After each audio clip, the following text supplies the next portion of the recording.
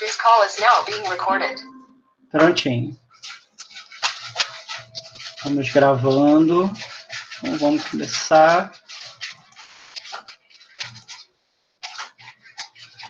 Bom, então eu queria dar as boas-vindas a todo mundo aí. Eu acho que a maioria que é da biologia aí já me conhece por conta lá daquelas atividades de recepção, né? Boas-vindas aí a quem não é da Rural, quem está assistindo de convidado também, tá? E como eu vou estar aqui com a tela cheia, repetindo, né? Qualquer dúvida, interrompam a qualquer instante, tá?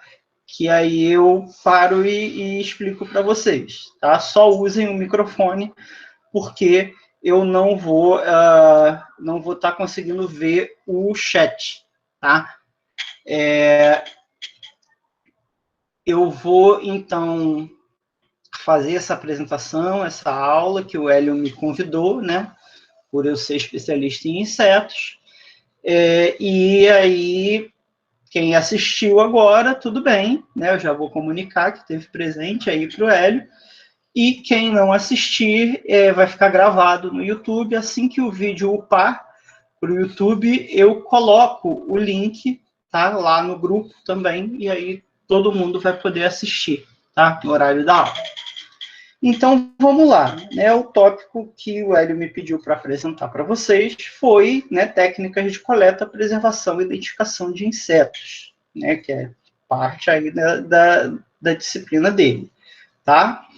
Bom, a gente precisa, né, como vocês, a maioria aí não é veterano, né, tá estreando agora, e a gente tem muitos leigos assistindo, vamos dar uma olhadinha rapidamente, né, no que é um inseto, para a gente conseguir saber o que a gente está coletando, né, e aí eu começo com uma citação aqui do J.B.S. Haldane, né, que é um dos caras que formulou a teoria evolutiva que a gente usa hoje, né, fez parte da equipe lá que formulou a teoria sintética da evolução, né.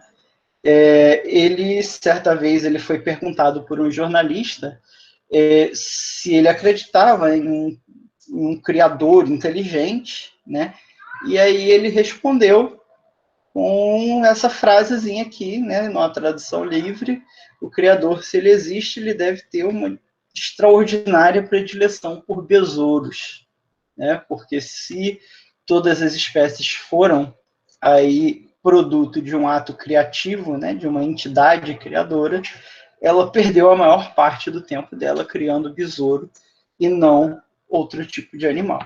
Isso quer dizer que quando a gente fala de inseto, a gente está falando sempre de superlativos, tá? E, né, na zoologia a gente vai ter a divisão, né, responsável pelo estudo dos insetos, que é a entomologia. Tá? Então, dentro das várias nuances aí da zoologia que a gente tem, né, o grupo responsável aí pelo táxon que a gente vai ver hoje chama-se entomologia, né, derivado lá do grego, entomos, que é inseto, pode ser também, né, dividido, né, e logos, né, de toda a disciplina científica, conhecimento, ok? E o que é um inseto? Né? Vamos tentar aí rapidamente saber o que é um inseto, tá? Os insetos, eles são, obviamente, animais, né? Dentro de toda a diversidade animal, ele, na dúvida, chute coleóptero, exatamente. Se eles são tão mais abundantes, né, tão diversos do que os outros, sempre chute. Mas tem como saber com segurança. Eu vou mostrar para vocês depois. Tá? Bom, então eles, dentro aí de toda a diversidade dos animais, tá? Eles estão dentro aí do filo dos artrópodes, tá? que são aqueles animais que possuem, né, grosseiramente falando aí das características diagnósticas, que possuem uma cutícula externa enrijecida, né, e pernas articuladas. Então, você viu alguma coisa com uma casquinha e com perninhas, você já sabe que é um artrópode. Tá? Os artrópodes englobam aí, né, os quelicerados, que são o grupo aí das aranhas, escorpiões, carrapatos e outros bichos esquisitos, né, que a gente não vê todo dia, né? São o grupo das lacraias e gongolos, são o grupo aí dos crustáceos, né, que a gente conhece aí popularmente como caranguejos, camarões, siris, lagostas, mas também englobam outros bichos mais esquisitos e menos conhecidos, como cracas e pulgas d'água, tá? E aí dentro de tudo isso, tá? Juntinho aí na evolução com os crustáceos, né, notoriamente esse grupinho né, de crustáceos com um corpinho mais alongado, mais com cara de lacraia, mas que são crustáceos, tá?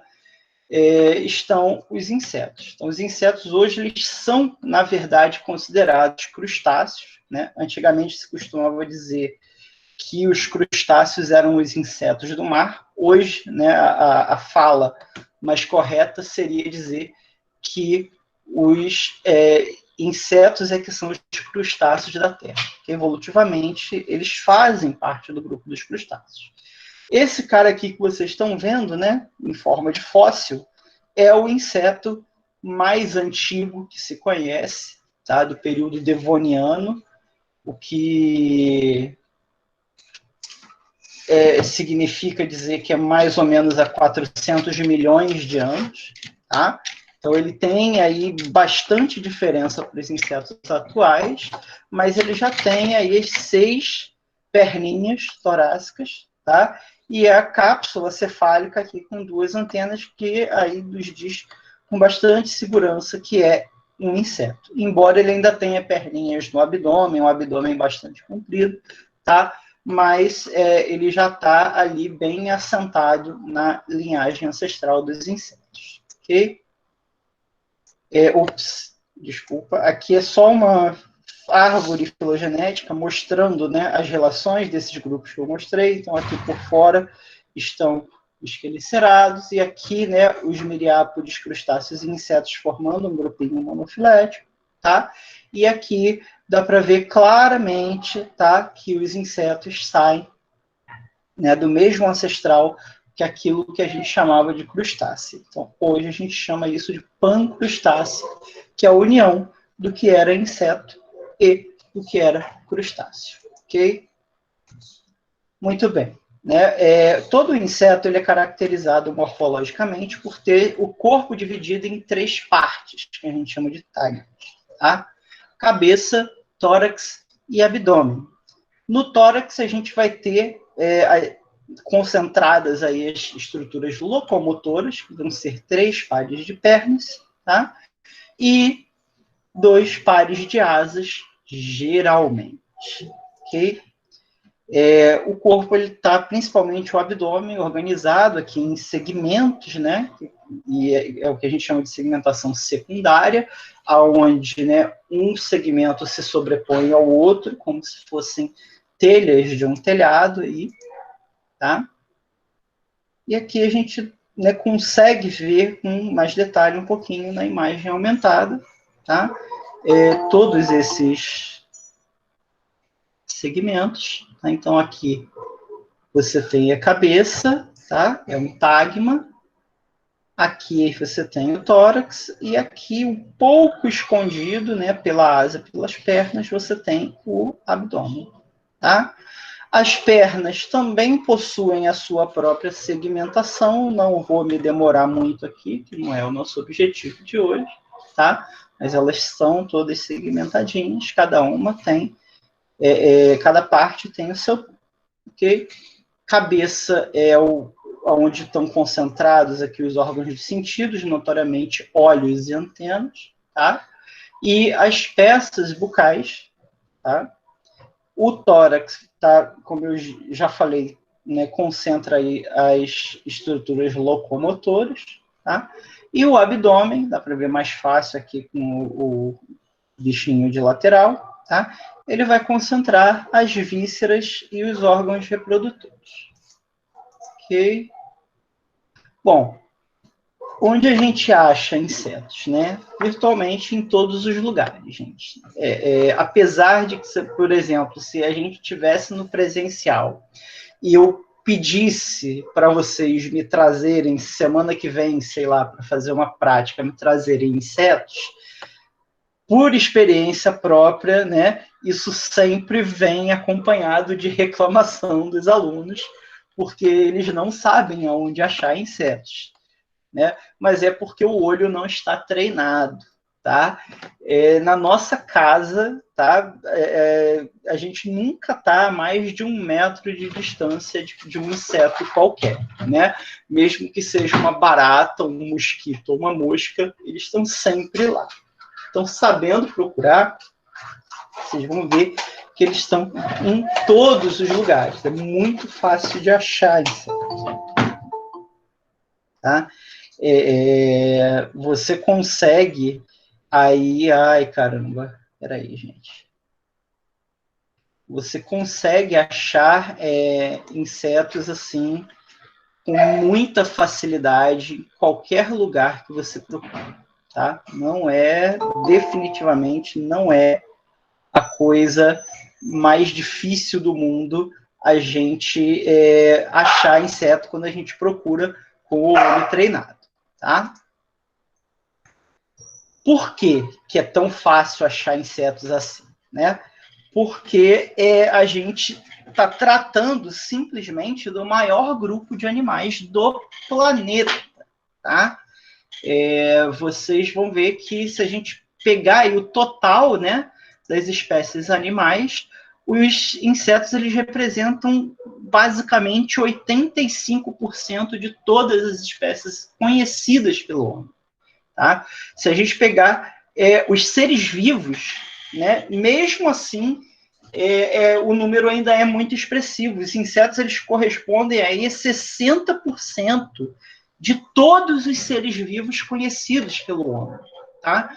Então, assim, a gente tem muitas espécies, muitas mesmo, mais até do que a gente tem a capacidade técnico-científica de estudar adequadamente, tá?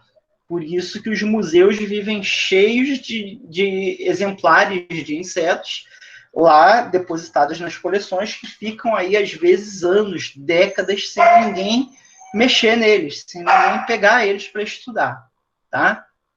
Então, assim, é muito bicho em termos de espécie, tá? E muito bicho em termos também de indivíduos. Então, né, falando em termos aí biologicamente corretos, nós temos uma riqueza muito grande e temos uma abundância também muito grande, tá? Para vocês terem ideia, né, uma grande autoridade aí na área de biodiversidade, o E.O. Wilson, né, ele é especialista em formigas, e aí ele fez um estudo, né, onde ele estimou aí a biomassa das formigas da Amazônia, né? Então a gente está, né, restringindo aí somente a formigas, estamos restringindo espacialmente somente a Amazônia, tá? Então, se a gente pegar, né, se a gente pegasse todas as formigas da Amazônia, tá? E medisse a massa dessas formigas, tá? Essa massa, ela seria maior do que se a gente conseguisse pegar todos os animais vertebrados terrestres da Amazônia e medisse a massa deles, tá? Então, só as formigas representam uma biomassa maior do que os vertebrados, tá? Então, imaginem o restante dos insetos, que não são poucos também, tá? Então, isso faz com que os insetos sejam um grupo biologicamente importantíssimo, né, de altíssima relevância para qualquer ecossistema aonde eles estejam, tá? Eles vão, então, desempenhar papéis base em toda a biosfera terrestre. Tá? Se a gente não tivesse inseto, o mundo, como a gente conhece, ele não funcionaria do mesmo jeito. Tá? Por quê? Porque a gente tem inseto literalmente botando o ecossistema terrestre para funcionar. Então, a gente tem insetos que fazem aí polinização, temos insetos que fazem dispersão de sementes, decomposição de matéria vegetal, predação, né, de matéria vegetal, né, conhecido como herbivoria, micropredação, né, decomposição de matéria animal, servem de fonte de alimento para vários outros animais, né, táxons inteiros aí insetívoros, macropredação, tá? E vocês imaginem aí livremente, tá? Imaginem aí algum papel ecológico qualquer de ecossistema terrestre e com certeza vai ter um inseto fazendo esse papel, tá? Então, a gente precisa estudar insetos. É necessário que a gente estude insetos por vários aspectos, né? Até desde o puro conhecimento da biodiversidade até aplicações, né, para garantir a nossa própria saúde e a nossa própria alimentação. Tá? E a gente estuda inseto como? Em campo e no laboratório. Tá? E é para isso que a gente vai ter essa aula aqui, né? Para a gente focar nesse aspecto, né, prático, tanto dos insetos no campo quanto no laboratório. Basicamente, a gente precisa de armadilhas, quando a gente está em campo, né? E um microscópio, alguns equipamentos de dissecção e manipulação, quando a gente está no laboratório. Mas a gente vai aprofundar bastante isso durante essa aula. Tá? E para que a gente coleta e estuda os insetos? Né? Para a gente poder identificar e organizar, né, a biodiversidade toda, né, mas falando do assunto de hoje, a biodiversidade dos insetos de uma maneira em que a gente possa, né, estudar essa biodiversidade, conhecer, e aí, conhecendo, a gente possa conservar, pesquisar e utilizar essa biodiversidade. Tá? E para isso, né, o primário, né, o passo inicial para que a gente possa fazer isso é que a gente que a gente consiga dar um nome a cada uma dessas espécies e organizá-las, então, em categorias. Tá? Então, para isso que a gente vai para o mato e coleta bichos e deposita em coleções. Né? A gente pratica o que a gente chama de taxonomia. Tá? Sem isso, né, a gente não consegue colocar os insetos para dentro do mundo científico. A taxonomia ela é a base, né? O nome é o ponto de partida para qualquer outro estudo que você faça com seres vivos. Se você não tiver o nome, você não tem nada, tá? Muito bem. Vou dar um exemplo aqui de, né, dos resultados de a gente fazer taxonomia, tá? Usando aí, né,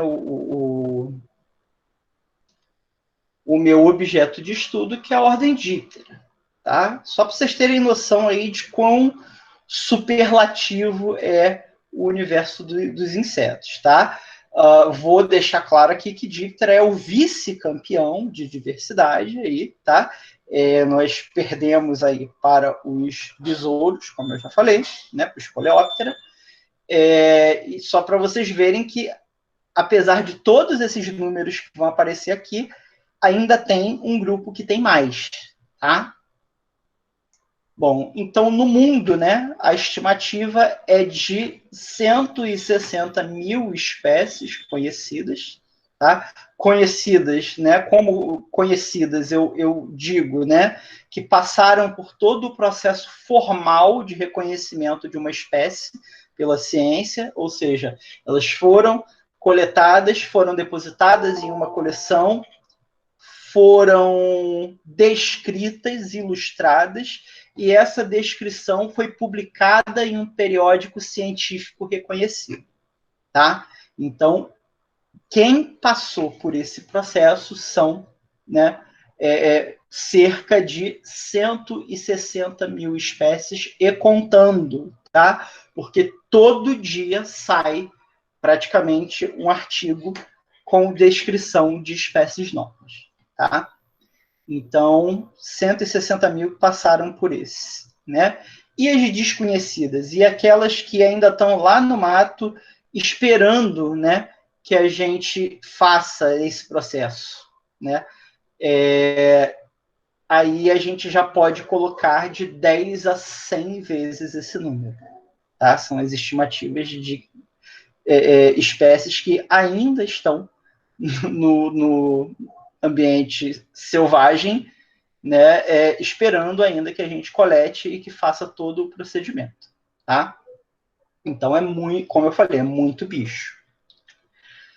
Essas 160 mil espécies estão irregularmente distribuídas, né, diga-se de passagem, por 160 famílias no mundo, tá? O que representa de 10 a 15% de toda a biodiversidade mundial. Então, de todos os seres vivos que existem no mundo inteiro, tá? De 10 a 15% aí são dípteros, são moscas e mosquitos, tá? Esses dados foram acessados numa database mundial chamada Sistema Dipterorum, né? É uma compilação de todas as espécies conhecidas de díptera e informações sobre elas, sobre, né, distribuição geográfica, aonde estão depositados os espécimes, em que coleções, né, de onde elas foram descritas, quando elas foram descritas, tudo isso pode ser acessado nesse site, tá, no sistema de Pteró.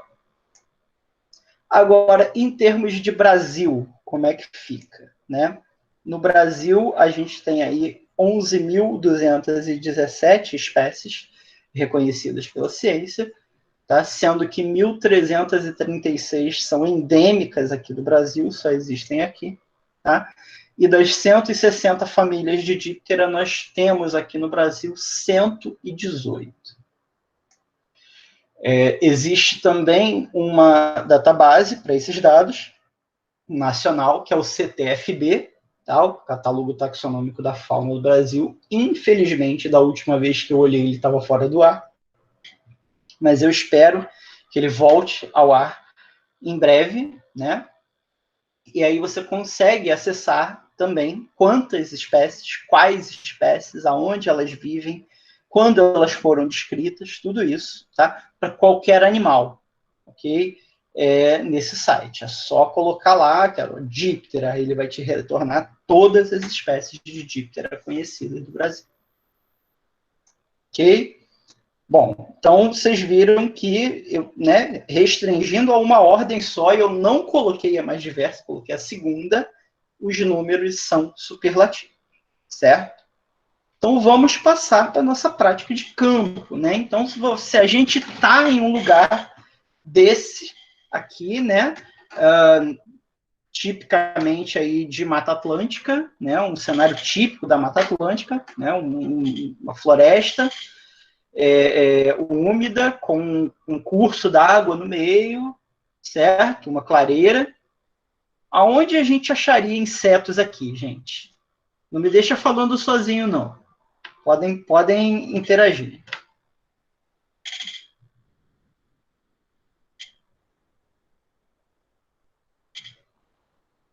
Onde é que a gente acha inseto aí? Em folhas.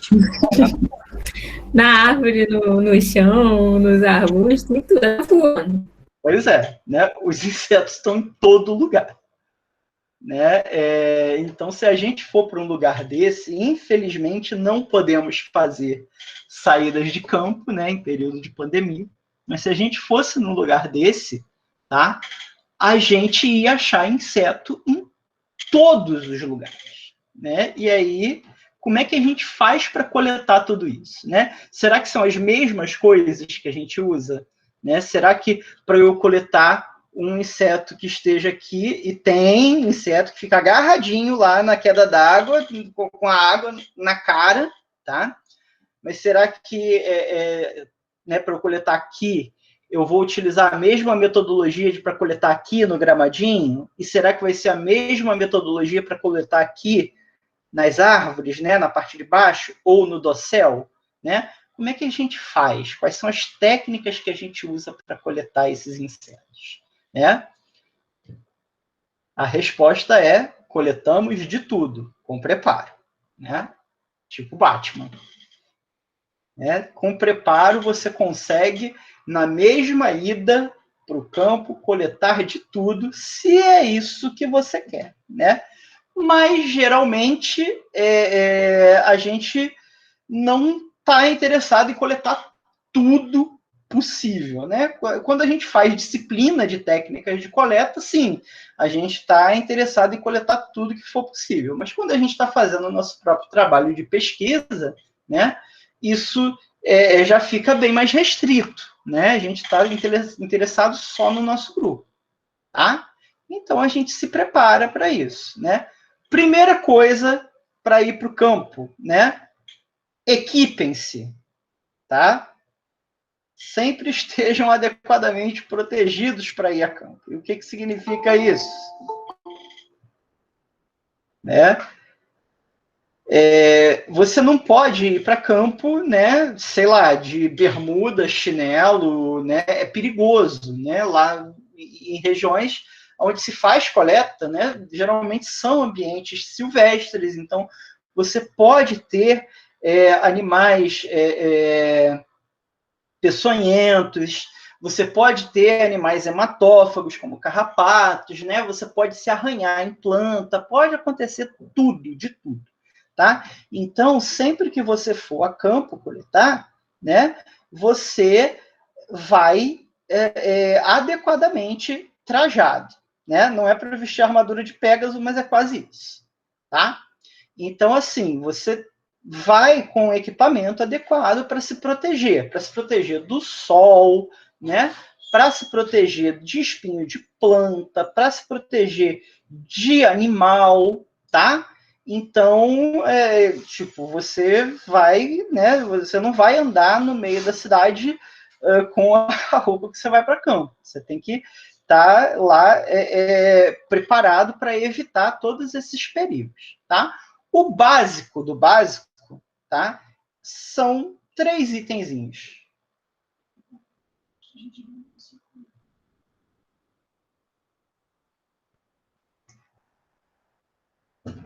Tá? Então, né, necessário número 1, chapéu, tá? Ou alguma cobertura para a cabeça, tá? Sempre use um chapéu, de preferência, né, um que proteja aí sua cabeça e seu pescoço do sol, né?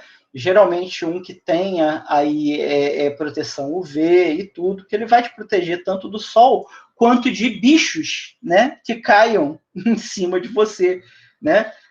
Não é uma experiência muito agradável você estar andando no mato e cair uma lagarta urticante na sua cabeça, né? Então o chapéu ele serve para isso, tá?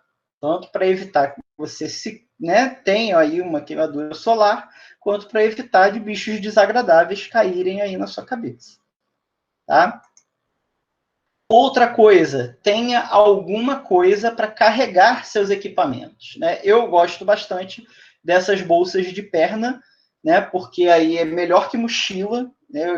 Depois que eu descobri essas bolsas de perna, eu desisti de andar de mochila, porque a mochila você tem que pegar, colocar para frente, abrir, procurar, né, depois colocar para trás de novo. Isso, né, quando você está com um bicho lá na sua armadilha, na sua rede, é muito ruim, atrapalha, o bicho pode fugir, né? Então, assim, com a bolsa de perna, o negócio está ao meu alcance aqui, eu não preciso mexer, tá? É só eu abrir, tiro o morteiro, tiro pinça, tiro tudo que tem direito, tá? Mas existem também aqueles coletinhos de pescador, também são muito bons, tá? E aí, né, vai estar tudo nos bolsos ao seu alcance. Se você quiser usar os dois também, né? Quanto mais bolso, mais equipamento e mais insetos você transporta, tá? Mas tenha sempre algo para transportar a sua tralha, ok? E necessário número 3, né? Sim, eu comprei em coisa de equipamento militar. Normalmente você acha em sites assim, tá? Necessário número 3, um calçado adequado, tá? E aí, né, tem muita gente que gosta daquelas botas Timberland, né, e outras botas para campo, né, caras, né, são absurdos. Eu já vi aí 400, 500 reais. Só que, né, durante aí minhas aventuras de coleta, principalmente serviços de consultoria, que eu fiz alguns, eu descobri que não há bota cara que supere essa aqui, né? Botina de peão, mas não é qualquer uma, não. É essa que tem a marquinha amarelinha, tá? Que é a botina de eletricista. Por quê? Porque o solado dela não é um solado de plástico duro, que nem das outras. É solado de borracha. Então, assim, ele é mais confortável do que qualquer Timberland que você, né, veja na sua frente, tá? É impermeável, não entra água, né? É resistente, né, da pedra à planta, tudo, tá? E, né, você tira e bota com facilidade, tá? E o melhor, né? Você compra aí por, sei lá, no máximo uns R$ 70 o par, tá? Então eu não quero outra vida. Agora, né, eu tinha essas botas aí, mas agora eu só quero saber dessa botina aqui, tá? Outros equipamentos bons, mas, né, isso aqui é o básico, tá? E, obviamente, né, vá com uma calça que você, né, não use mais, vá com uma camisa que você não use mais, né, para poder sujar mesmo, tá? Outros equipamentos úteis, né? Eu agora costumo ir a campo com essa camisa UV, né? Principalmente quando eu estava morando lá no Ceará, né? Onde a gente não tem mata fechada, que nem a Mata Atlântica aqui. Então, a incidência de sol lá é muito grande quando você está no campo. Então, eu acostumei a usar essa blusa UV aqui, que aí dispensa você ficar se lambuzando de protetor solar, né? Aí eu basicamente só passo no pescoço, na cara, né? Então é uma mão na roda também, tá? Eu acostumei também, depois de ir lá no norte, principalmente aqui no Rio, eu não fazia isso muito, não. Mas quando eu fui fazer serviço de consultoria lá no norte, eu vi que o pessoal só entra no mato de luva, tá? Protege também contra eventuais lagartas que você encoste, outros animais perigosos, vai ter uma camada de proteção aí, também contra espinhos, né? Então eu também acostumei a usar luva, tá? Eu sempre uso uma faca, um canivete, que, né, serve tanto para a gente né, pegar toco de madeira para fixar armadilha, cortar corda, né? Então eu sempre uso uma faca, tá?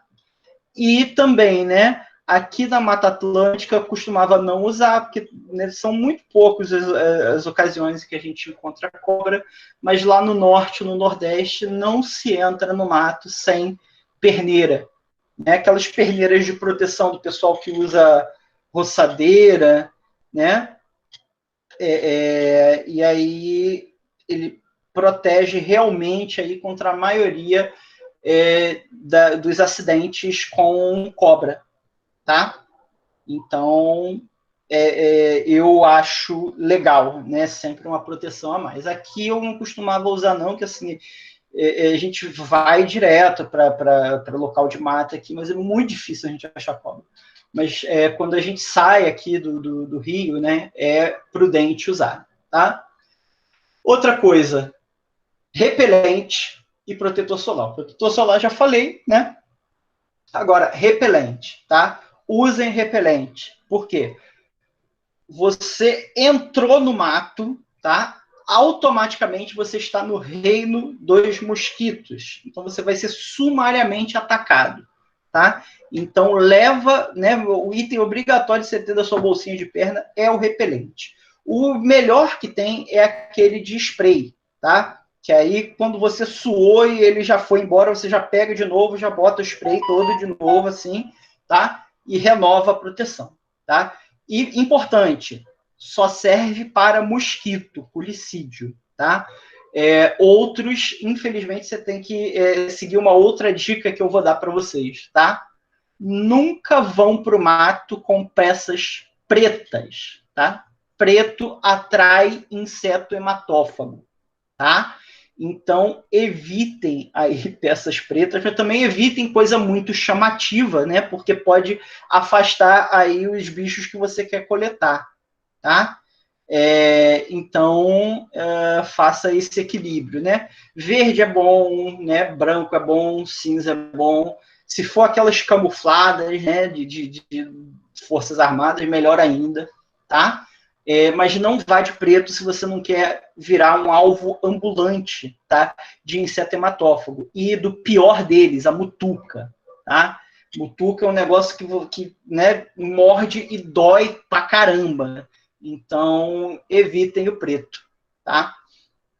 Então, né, levem repelente, que vai proteger contra os policídios, e evitem preto, que vai proteger contra os insetos que são visualmente orientados. Se você for com uma blusa UV dessa aqui, né, você tem a proteção extra do tecido, que vai parar borrachudos, maruins e outros mosquitos pequenos, mas não vai parar as mutucas, tá? Então, evite mutucas né, qualquer custo. Ok? Então, estando preparados e protegidos, né? Outra coisa que eu esqueci de falar, tá? Para proteger contra eventuais carrapatos, use sempre as roupas por dentro uma da outra. Então, você bota a meia, né, por cima da calça, isso já oferece uma certa proteção também contra eventuais ataques de cobra, né? Então, bota a meia por cima da calça, bota a camisa por dentro da calça. Isso vai evitar, né, que carrapatos subam pelas suas pernas, né? E aí você tenha surpresas desagradáveis depois, tá? Eu sempre fiz isso, né? Eu acho que eu sou sortudo que eu nunca peguei carrapato quando fui pro mar. Ok? Então, vamos lá, né? Estando preparados, certo? Né, é hora de você saber o que você quer coletar. Conheça o que você quer. Saiba bem a biologia do seu grupo-alvo. Por quê? Por exemplo, para inseto, a gente tem inseto voador, inseto terrestre e inseto aquático. Metodologia para pegar inseto voador vai ser uma, para inseto terrestre vai ser outra, e para inseto aquático vai ser outra. Tá? Então, a não ser que você esteja dando uma aula de técnicas de coleta, onde você quer pegar de tudo, né? Você tem que saber o que você vai querer pegar, né? Então, se eu estou atrás de díptera, né? Aí eu já vou focar, né, minha metodologia para insetos voadores, tá? Se eu estou atrás de coleóptera, de formiga, né? De ortópteros em geral, blatária, aí eu já vou, né, focar um pouquinho mais aqui nas metodologias para insetos mais terrestres. Se eu estou atrás de libélulas, efemerópteros, plecópteros, tá? Megalópteros, aí eu já vou focar mais numa metodologia para insetos aquáticos. Ok? Então, cada uma é diferente. Então, para você ir para o campo preparado, você tem que saber o que você quer de antemão. Tá? Vai que você não sabe, né? Você leva uma rede entomológica e aí você quer bicho de solo. Você não vai pegar nada, tá? Então, conheça o seu adversário, tá? E aí, conhecendo, aí a gente já pode, né, definir algumas metodologias, tá? Para coletar insetos, a gente tem duas alternativas principais. A gente tem a coleta ativa e a coleta passiva, tá? São duas abordagens. Então, a coleta ativa, né, vai ser aquela na qual você vai percorrer o campo e, né, você mesmo vai correr atrás dos bichos e capturar eles, tá? Como a gente pode ver aqui, esse cara fazendo coleta de varredura, tá? E na coleta passiva, não. Na coleta passiva, você vai ao campo também, mas primariamente para você deixar uma armadilha, tá? E a armadilha vai permanecer no campo para você, fazendo a coleta para você, tá? Então, são duas abordagens aí radicalmente diferentes. Na coleta ativa, né, então a gente vai atrás dos bichos, então, né, coletas ativas, elas exigem que o coletor ele esteja no campo o tempo inteiro, tá? Então, né, graças a isso, você vai poder ter um maior direcionamento do que você quer, né? Então, vamos supor, eu quero coletar Lepidoptera, quero coletar borboleta, né? Então, eu vou para o campo com a minha rede entomológica e vou andar, né? Vou andar nas trilhas, nas estradas e tudo. E aí, né, como Lepidoptera é um inseto prontamente identificável, né? Nem todos são, mas eu olho assim, eu sei que é um Lepidoptera, né?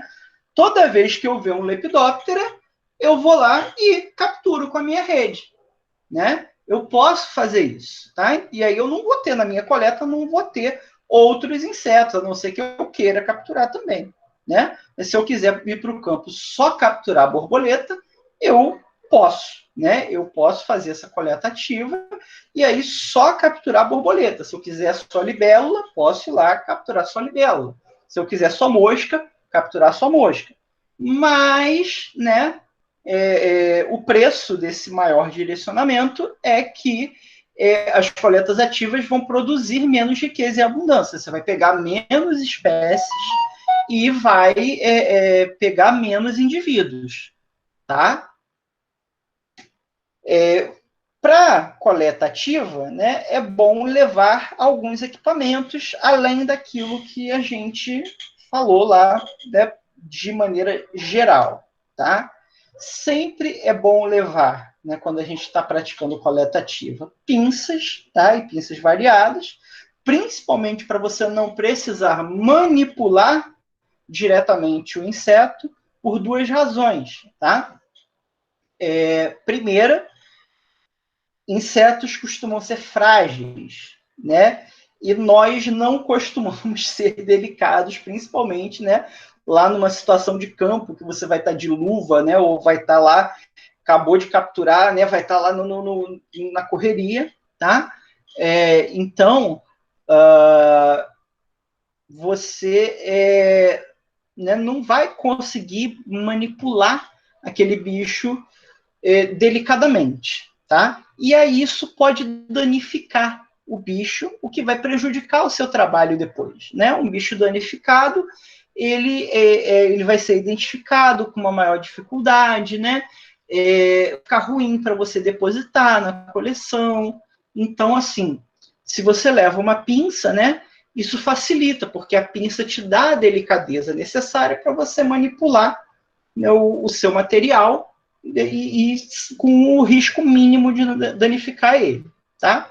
E a outra razão para usar pinças é porque, né, existem insetos peçonhentos, né, então que ferroam, ou insetos até que mordem, ou que espetam com espinhos do exoesqueleto, tá? Então, para minimizar esse risco de ferimento, ou por ferroada, ou por mordida, né, ou por espetada, tá? Você manipula o bicho com a pinça ao invés de manipular com as mãos, tá? E aí você está mantendo a sua segurança, ok? Então, lá na sua bolsinha, leve também, né, pelo menos umas 2 ou 3 pinças para garantir que você consiga manipular o material com segurança. Outra coisa, né, é necessária carregar frascos, né? Eu geralmente levo tubos Falcon, que nem esse aqui, tá? E são tubinhos, tipo um tubo de ensaio, só que ele é de plástico e tem uma tampa rosqueada e vedada, né? Então, eu levo esses frascos com etanol, né, para colocar alguns animais, tá? Todos? Não, vou dizer daqui a pouco como é que a gente faz com a maioria. Mas existem alguns bichos, tá, que não podem ser acondicionados e mortos da maneira mais comum, que a gente vai ver daqui a pouco, tá? Eles exigem ser preservados em álcool, né? Que bichos são esses? Geralmente aí insetos com um exoesqueleto mais mole, né? Como é o caso de cupins, efemerópteros, tá? Até mesmo formigas menores, tá? E insetos, principalmente insetos imaturos, tá? Quando eu capturo larvas de insetos ou ninfas, tá? O exoesqueleto da larva da ninfa, ele ainda é um pouquinho menos, né, duro, menos resistente do que do inseto adulto. Então, quando eu pego um imaturo, é preferível que eu coloque ele no etanol do que eu, né, eu mate o bicho da maneira normal, tá? Então, quando a gente vai para campo, a gente coloca também alguns fresquinhos com etanol para esses propósitos, para se eu achar um imaturo ou algum bicho mais mole, né, para que eu possa colocar aqui. A concentração desse etanol varia com o propósito, ok?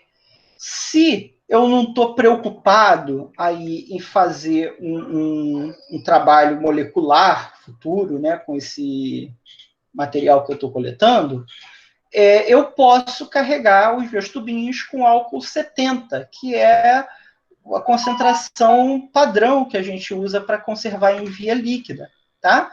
Então, eu posso usar o álcool 70 tranquilamente, tá? E aí eu coloco lá, né, os imaturos, os bichos molinhos, tá? Quando é inseto aquático, tá? Aí não. Por quê? O inseto aquático, ele tem água dentro do corpo. O intestino está cheio de água, né? Outras cavidades corporais cheias de água. Então, quando ele é capturado, ele vai soltar essa água, tá? Então, aí você faz um pequeno truque. Você coloca álcool 80, né?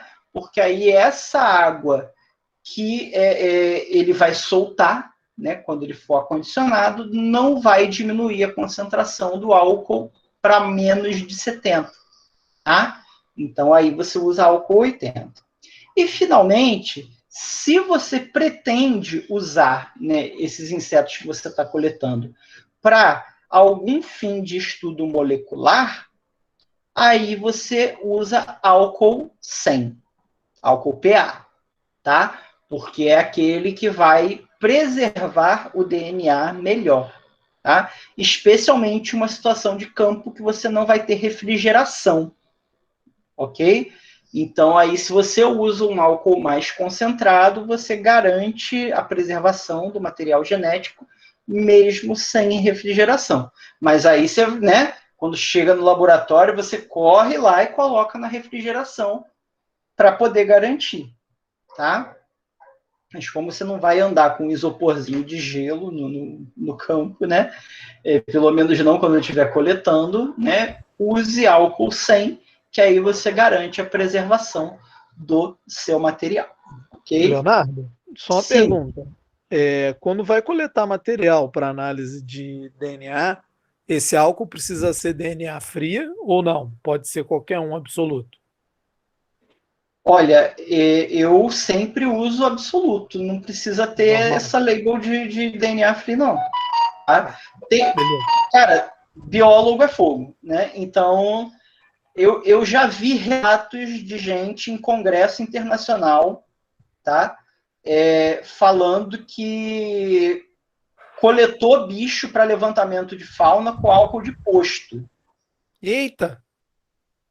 E por Aí não, incrível né? que pareça, funcionou melhor do que o álcool PA. Eles Tá, mas disseram que álcool as de posto é sequências deles ficaram hidratado, né? maravilhosas. Sim, vai ter gasolina, vai ter outros contaminantes ali que não, bom, talvez não interferam na questão de DNA. Uhum. É. Mas então, eu não consigo explicar por que também. Mas, pô, os caras disseram que eles estavam sem álcool PA, ficaram sem, estava no meio do mato, não tinha como pedir, como comprar. Eles usaram álcool de posto, né? Fizeram as coletas com álcool Interessante. de posto, foram sequenciar depois cheio de medo. O negócio funcionou perfeitamente, né? Não é o padroeiro dos biólogos que atuou aí, né? Vou, Mas, vou dar dica para o pessoal da molecular testar algumas coisinhas. pois é, Usar álcool de né? posto. Eu levo, como eu não trabalho muito com molecular, eu sou old school, né? Sou da turma da morfologia, eu ando com o meu álcool setentinha e para mim dá para o gasto. Ok. Valeu. Esse pessoal da molecular, eles, né? E que trabalha com DNA, tá? Se Sim, for RNA, né, é mais muito cri-cri. Aí a quase que solução. traje de astronauta. Aí a solução é toda separada, tem que levar DPC, enfim, aí Pois é outro é, caminho. até o teu bafo contamina. Então, Isso, né, exatamente. aí já é outra história completamente diferente. Valeu. Tá? Mas vamos lá. Então, eu estava falando que o método normal, né, é diferente de só jogar o bicho no álcool, tá? O método normal de se matar insetos coletados ativamente é usar uma câmara mortífera, né, mais popularmente conhecida no meio entomológico como morteiro, tá? Essa câmara nada mais é do que um vidro. Pode ser um pote de maionese, tá? Pode ser um tubo de ensaio com uma rolha, tá? Um vidro que vai conter, então, um veículo para você colocar uma substância tóxica, geralmente volátil, tá? E aí tem uma preparaçãozinha que você faz, né? Como está ilustrado aqui. Como é que você faz? O seu veículo para o volátil, tá?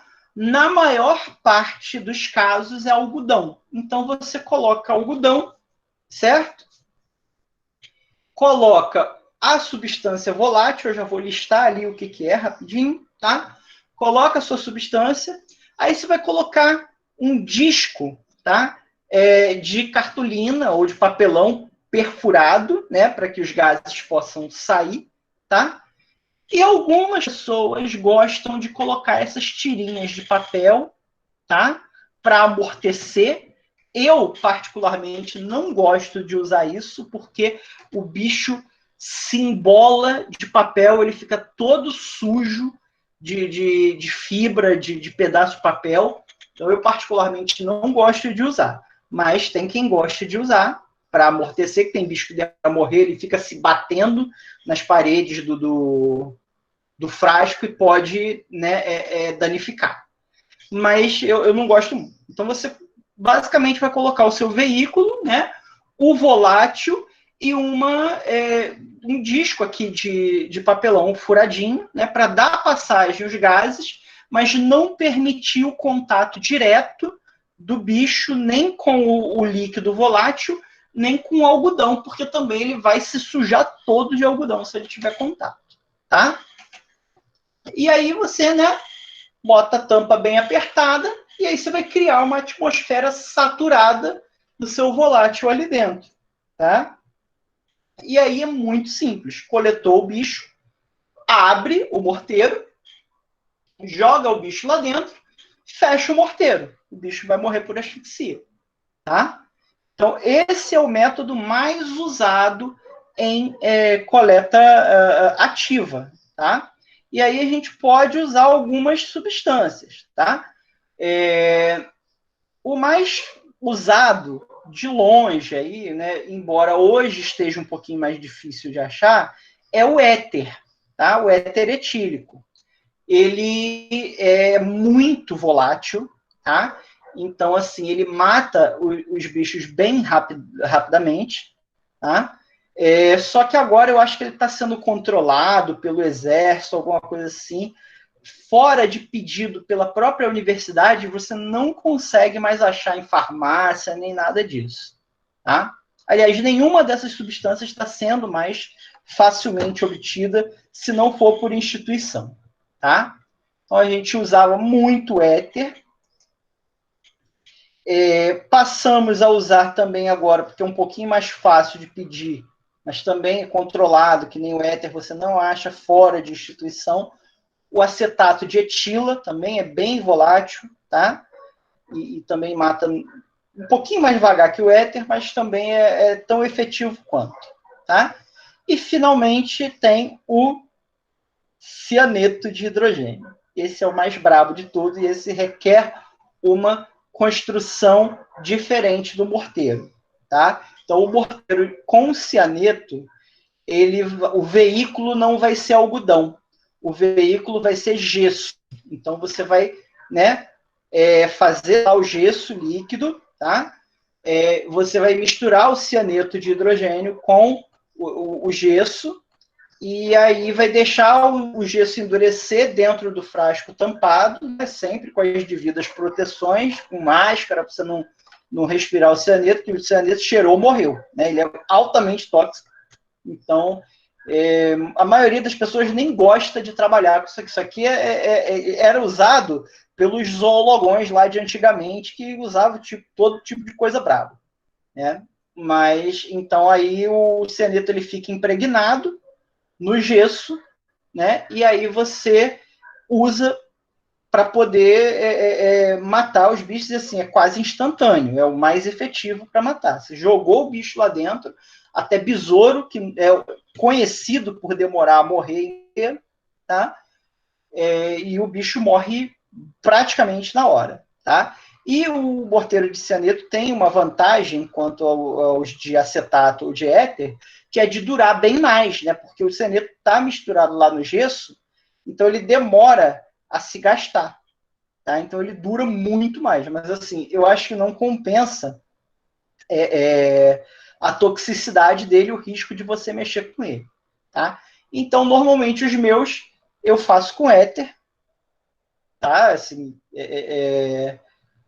peço pela universidade, aí eu faço com éter, e aí, né, acabou, ficou fraco, é só você derramar um pouquinho de novo e tá novinho, tá?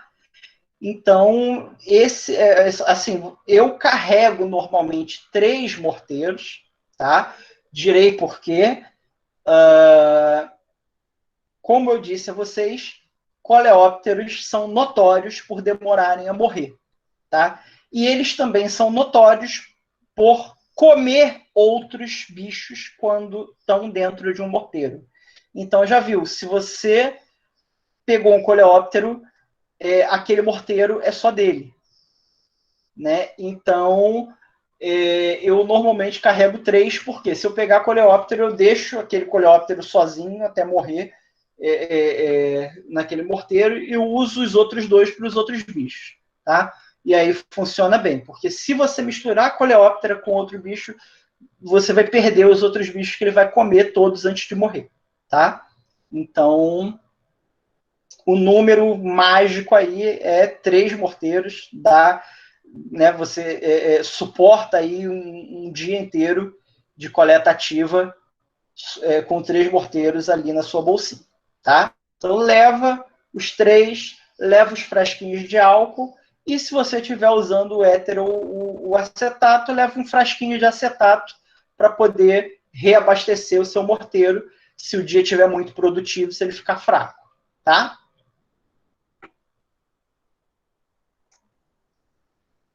Bom, então, falando aí, né, de morteiro, de equipamento para andar, né, no mato, mas a gente não falou ainda das armadilhas propriamente ditas para a coleta ativa, tá? A gente tem alguns tipos, tá?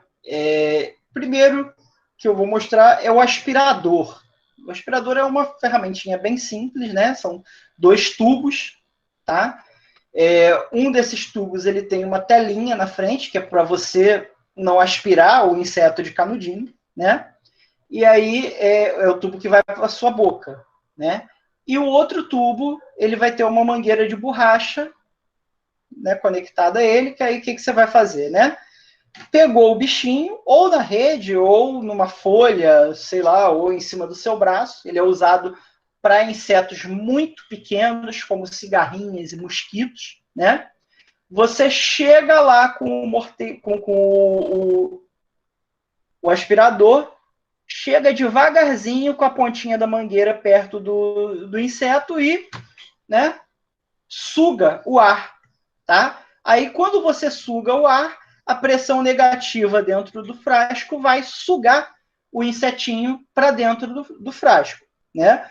O tecido vai impedir que você engula o inseto, né? Então ele vai ficar retido ali dentro daquele frasquinho, tá? E aí é só você fechar o frasquinho, tá? Ou então transferir logo o inseto para o morteiro e liberar o seu aspirador para o próximo uso, tá? Normalmente a gente carrega umzinho desse para bichos pequenos, tá? O outro equipamento clássico para coleta ativa é o guarda-chuva entomológico, tá? Ele é usado principalmente para insetos de vegetação arbustiva, né? Então ele consiste desse pano branco, tá? Que tem uma armação, que pode ser aqui de metal, né? De varetas flexíveis ou de madeira, tá? Então essas varetas ficam apoiadas aqui, né? No canto, tá? Alguns são só o pano, outros podem ter aqui um funil com álcool ou alguma outra substância mortífera no fundo, tá? E aí o uso dele é muito simples, né? Você, com um braço, coloca o guarda-chuva embaixo do arbusto e com o outro você pega uma vareta, um pedaço de pau e bate no arbusto com ele para que os bichos que estejam lá caiam no guarda-chuva. Então, se o seu guarda-chuva não tiver né, o funil no fundo, os bichos vão ficar no pano e aí você cata os bichos ou com a mão, ou com a pinça, ou com o aspirador e coloca no morteiro. Se tiver aqui o funil com álcool, basta, né, que os bichos, né, desçam ali para o funil com álcool e você retira o próprio funil. Tá? E o outro, né, o mais famoso de todos, talvez seja aí o símbolo do entomólogo, é a rede entomológica. Tá? É o equipamento mais famoso de coleta ativa que existe. Ele consiste aí de um cabo, né, de algum comprimento, e uma rede, tá, sustentada por um aro. Tem 3 tipos diferentes de rede entomológica. Tá? Eu tenho aí a rede comum, que é essa que a gente está vendo o carinha aqui usar, né? Que aí é aquele caça-borboleta mesmo. Você viu o bicho que te interessa, você vai atrás dele e tenta capturar ele, tá? Com a sua rede. Tá? Capturou, você faz um movimento rápido de virada da rede para que a rede ela colapse sobre o aro, né? E aí o bicho não vai fugir. Aí você pode, né, pegar lá, fechar a saída, né, para que o bicho não fuja, e aí depois colocar o morteiro lá dentro e coletar o bichinho, tá? O outro tipo de rede é o que a gente chama de rede de varredura, que é o que a gente viu o carinha fazendo no GIF. Então, essa rede, ela é feita de um material um pouquinho mais grosso, mais resistente, né, do que a rede comum, tá? E aí, quando você vai andando, né, você vai varrendo, né, literalmente, o chão à sua frente com a rede, tá? E aí você vai capturar mais bichinhos de vegetação rasteira ou de solo, tá? E aí, de vez em quando, você olha lá para dentro da rede para ver se tem alguma coisa, né? E coleta com o morteiro. E tem a rede para coleta aquática, tá? Que é feito aquelas peneirinhas de piscina, né? Ou então um tecido um pouquinho mais fechado, tá? Que você usa para coletar insetos aquáticos ou na superfície ou no fundo também com uma varredura, tá? Então é isso, né? Você sai para a coleta ativa com esses equipamentos aqui em mãos normalmente. Não precisa ter tudo para todo mundo, né? Normalmente, quando sai, todo mundo leva a sua rede, tá? Se escolhe aí um ou dois para levar uma de varredura, sei lá. Um ou dois também com aspirador, para pegar os bichos pequenos. Um ou dois com guarda-chuva, para pegar bichinhos de arbusto. Ok? O último tipo de coleta ativa que a gente vai ver, né, bastante apreciado no meio entomológico, eu já vou dizer por quê, né? É a coleta, aliás, são dois últimos, né? Tem mais um que eu vou falar, mas é a coleta noturna, tá? Que a gente usa esse tipo de estrutura aqui, ok? Então, a gente usa um lençol branco, né, ou um pano grande branco, a gente faz uma dobra aqui em forma de J na parte inferior e coloca uma lâmpada acesa em frente a esse lençol, né? Normalmente você coloca na entrada da mata, assim, tá? E aí coloca lá e você fica esperando, né? No seu banquinho. E aí, por isso que é uma prática de coleta adorada no meio entomológico, porque enquanto você está esperando, você está lá com seu isoporzinho de cerveja, cachaça, né, petiscos e outras coisas. Então, você instala lá e espera a telinha branca ficar preta. Quando ela fica preta, você vai lá com seu morteiro e pô, né? É só ir coletar os bichos que estão lá, né? Como dizem os americanos, turkey shoot, né? Tiro o pato, tiro o peru, tá? E aí é só coletar. Bichos menores, você usa o morteiro, tá? Agora, lepidópteros, né, borboletas, normalmente, né, não se dão muito bem com morteiro. Então, quando a gente coleta lepidópteros, especialmente aqueles de tamanho grande, tá? Os especialistas dizem para usar uma seringa de injeção, tá? Com amônia. Então, você literalmente vai lá e dá uma injeção de amônia no bicho para que ele morra rapidamente, sem se debater, e aí você coleta, tá? Os outros bichos você pode coletar diretamente com o seu morteiro. E aí, né, ficou branco de novo o pano, você coletou tudo que você queria, volta para o banquinho, toma mais uma cerveja, come mais um petisco e espera o pano ficar preto de novo, os bichos voltarem. Ficou preto, você vai lá e aí, se você quiser, você passa a noite inteira fazendo isso. Tá? Outro método ativo, né, e aí esse aí é mais novo, é o que a gente chama de fumigação de dossel. Tá? Então, usa-se um aspersor, né, que é uma máquina que vai queimar óleo diesel, produzir fumaça, tá? E aí, normalmente se dilui um inseticida piretroide nesse óleo diesel, tá? E o que vai acontecer é que essa fumaça, então, vai conter, né, microgotículas do piretroide em solução, Então, você faz essa fumigação em direção ao dossel das árvores, que é um local muito difícil de se coletar, tradicionalmente, na entomologia, tá? E aí, né, essa nuvem vai ficar estacionária por um tempo ali do dossel da árvore, vai matar os bichos, e aí você coloca recipientes aqui embaixo para coletar os bichos que vão cair mortos, tá? E aí depois é só você recolher seu recipiente. Ok? Então, esses são os métodos de coleta ativa, tá? Agora eu vou falar um pouquinho da coleta passiva. Tá? E aí a coleta passiva, ela, né, não exige que você esteja em campo o tempo inteiro. Você só precisa ir para o campo, instalar as armadilhas e você sai. E aí você pode deixar suas armadilhas em campo, né, durante dias ou semanas e voltar só depois. Tá?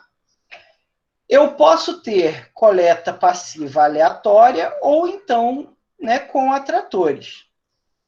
Ela vai permitir um direcionamento muito menor, né? Obviamente você não vai estar lá para selecionar o que vai cair, principalmente na coleta aleatória, tá? Com o uso dos atratores você vai poder modular um pouquinho, porque aí, né, mudando o atrator que você usa, você vai mudar os bichos que você atrai, tá? Mas mesmo assim não é tão seletivo quanto a coleta ativa, ok? Mas a vantagem, né, é que você vai ter uma diversidade muito maior. Então, os equipamentos de coleta passiva, eles coletam mais indivíduos e tendem a coletar mais espécies também, ok? Então, a gente tem na coleta passiva aleatória, tá? Armadilhas interceptadoras de voo ou de curso terrestre, tá? Então, aqui está um exemplo. Essa aqui é uma armadilha interceptadora de voo do tipo janela, tá? Então, você pendura essa estrutura, é uma estrutura de acrílico, tá? Então, são diversas paredes de acrílico aqui, transparentes. Então, né, normalmente aí os bichos não vão ver, vão voar e bater nessas paredes de acrílico. Ao bater, eles vão cair nesse funil de coleta e vão ficar armazenados aqui no frasco, onde eu vou ter aí um líquido fixador. Normalmente a gente usa álcool 70, tá? Mas, né, mesma ideia do frasquinho do tubo Falcon com álcool, tá? Se você estiver pensando em fazer molecular, aí ao invés de álcool 70, você usa álcool 100, tá? Então essa aqui é a tipo janela, tá?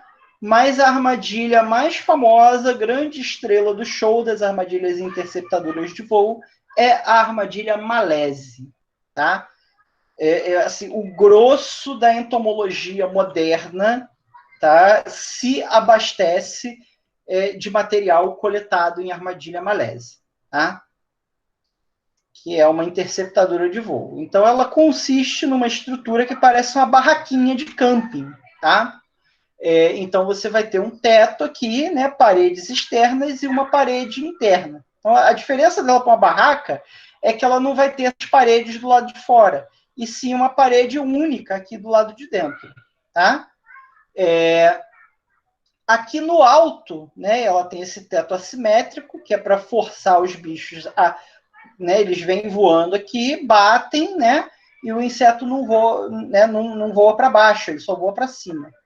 Então, esse teto branco, ele faz, né, a função de criar um ambiente mais claro, que eles vão voar em direção à claridade, tá? E aí, aqui no alto, eu vou ter uma conexão, normalmente de cano, que serve de passagem, tá?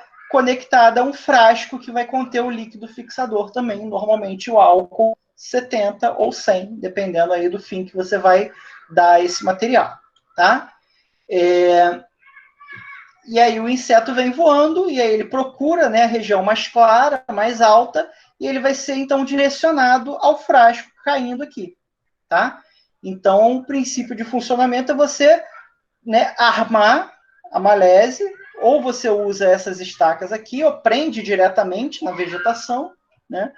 E aí você deixa ela lá, você deixa 2, 3 semanas, um mês, tá? Se você quiser deixar até em locais permanentes, você pode. Aí você só vai ao campo para quê? Para trocar o frasco, né? Pega o frasco cheio e coloca um vazio e você traz para o laboratório aquilo que você coletar, tá? Então, ela é basicamente essa estrutura aqui, né? Você tem aqui um esquema básico para poder confeccionar. Se você quiser mandar fazer, né? Qualquer costureira, eu acho que faz com esse tecido de tela de mosquiteiro, tá? Basta ter cuidado aqui para você saber os pontos de fixação, como eu disse, ou você pode usar estacas para fixar no solo, ou você pode prender na própria vegetação, tá? A única coisa que você tem que ter sempre, né, é uma estaca maior ou uma vareta metálica maior para você prender o frasco, tá? Porque o frasco vai pesar com o álcool, então, né, você tem que ter um suporte para ele. O resto você pode amarrar tudo nas árvores esticadinho, que ela fica muito bem esticada, tá? Existem algumas variações da malese, como a malese suspensa, né, que é uma invenção aí brasileira, em que o pessoal, né, coloca a malese, só que não no chão, né? Eles prendem, sobem nas árvores e colocam lá no dossel mesmo para capturar fauna de dossel, tá? E tem a malese também, a prova de enchente, também invenção brasileira do pessoal do Cisbiota díptera, né?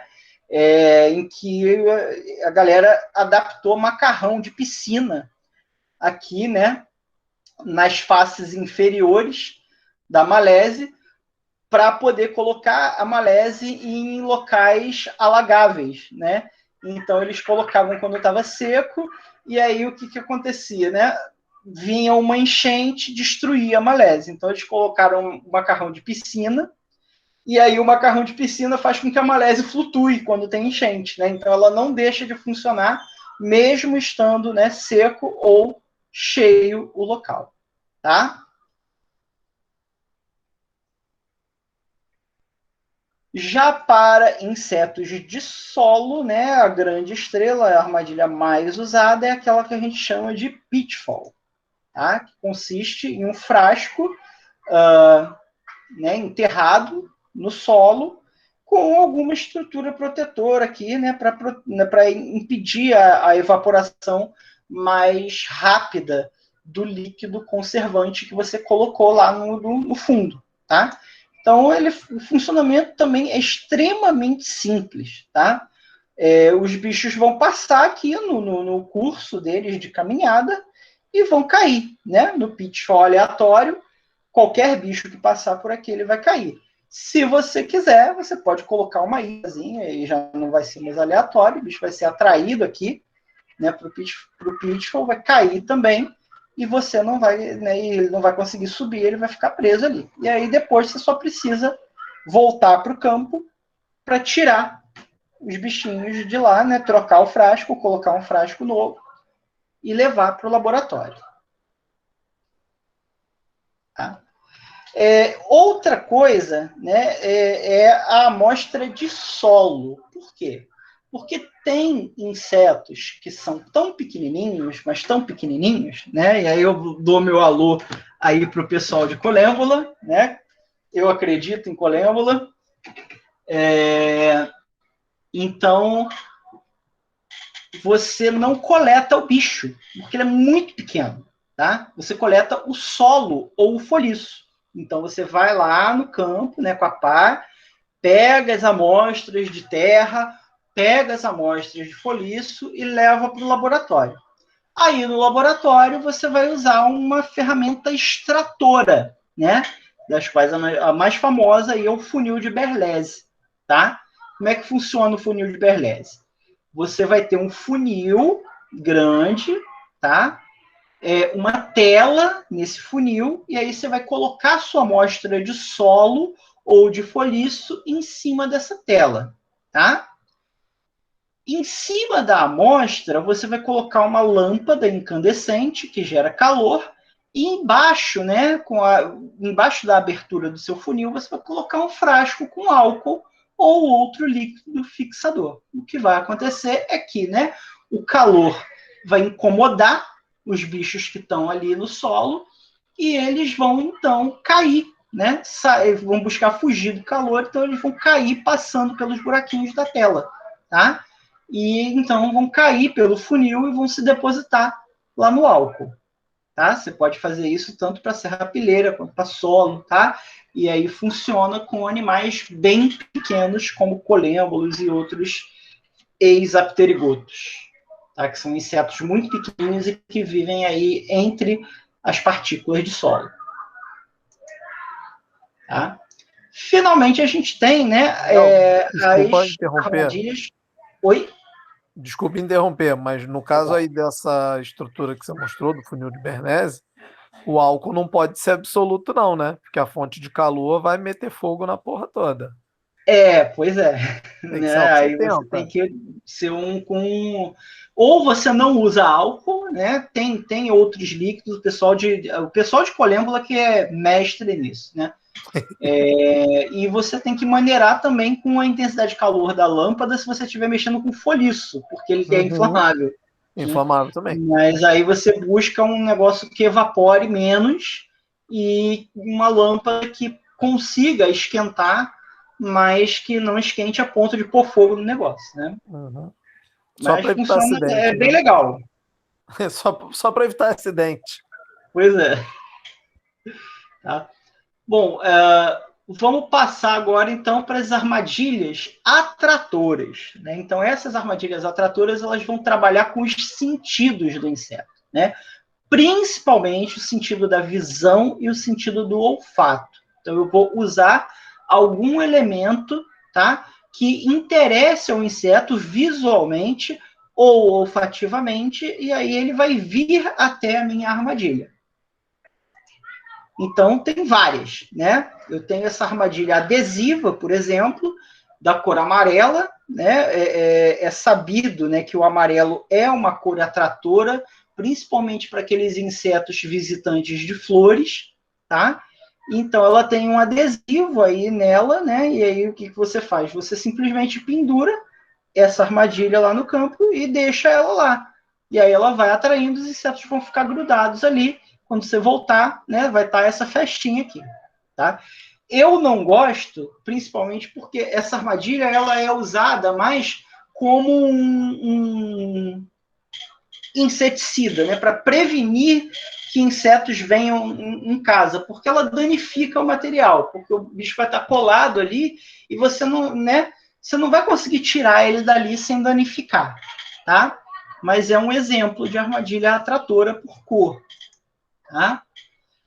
Aqui eu tenho a armadilha de borboleta, que é esse cilindro, né, de tela com um funil invertido aqui, aí com um pratinho suspenso. Tá? Para atrair borboleta, eu digo armadilha de borboleta porque é o nome mais comum dela, tá? Mas ela pode ser usada para uma variedade imensa de insetos. Basta você variar a isca, né? Então, a isca para borboleta, normalmente, né, você colocar banana e jogar cachaça em cima dessa banana para que ela fermente mais rápido, tá? Esse odor da banana em fermentação, tudo é desculpa para levar cachaça para campo, né? Esse odor da fermentação da banana vai atrair, então, vários lepidópteros, tá?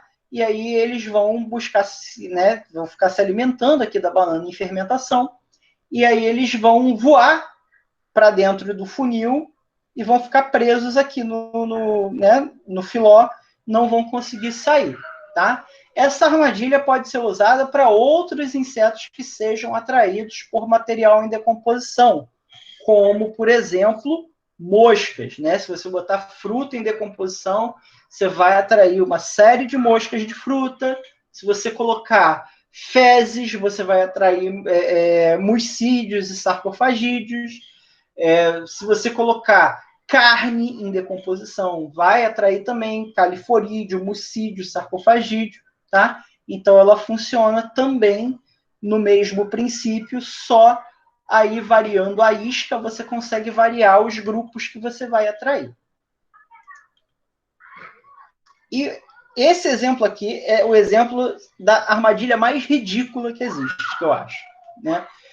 Que é a armadilha de bandeja colorida.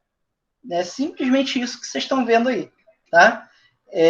Vai trabalhar com o sentido da visão dos bichos, né? Então, você bota essas bandejinhas coloridas aí e bota elas com água misturado com um pouquinho de detergente, né? Que é para quebrar a tensão superficial e o bicho não conseguir caminhar sobre a água, né? E você deixa lá no chão. A cor amarela, né? Na verdade, você trabalha com várias cores, né?